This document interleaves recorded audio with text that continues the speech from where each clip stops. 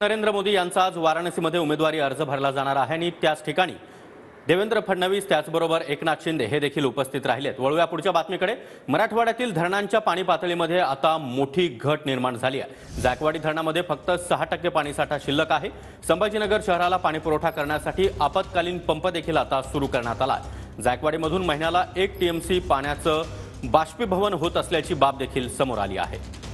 आणि या संदर्भात अधिक माहिती देण्यासाठी आमचे प्रतिनिधी दत्ता कानवटे सध्या आपल्या सोबत आहेत। दत्ता, दुष्काळाचं सावट वाढण्याची शक्यता निर्माण झाली आहे, कारण जायकवाडीमधील पाणी पातळी मोठ्या प्रमाणात आता घटायला सुरुवात झाली आहे।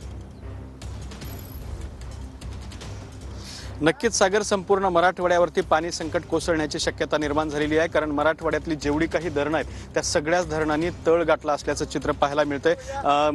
छत्रपती संभाजीनगरसह MIDC आणि इतरही मोठ्या शहरांना पाणी पुरवठा करणाऱ्या जायकवाडी धरणामध्ये आता फक्त 6% पाणी साठा शिल्लक आहे। आणि सर्वात महत्त्वाची बाब म्हणजे सध्या पडलेल्या कडक उन्हामुळे महिन्याकाठी तब्बल 1 TMC पाण्याचं बाष्पीभवन होत असल्याची सुद्धा माहिती समोर यायला लागलेली आहे।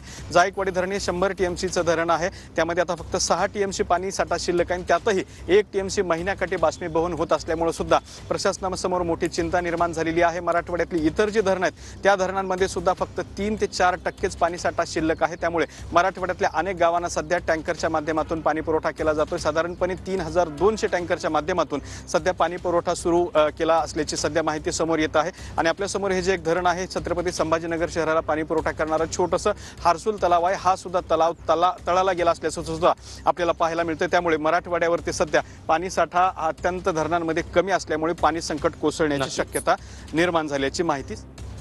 नक्कीच दत्ता, धन्यवाद तुम्ही दिलेल्या या सविस्तर माहितीसाठी।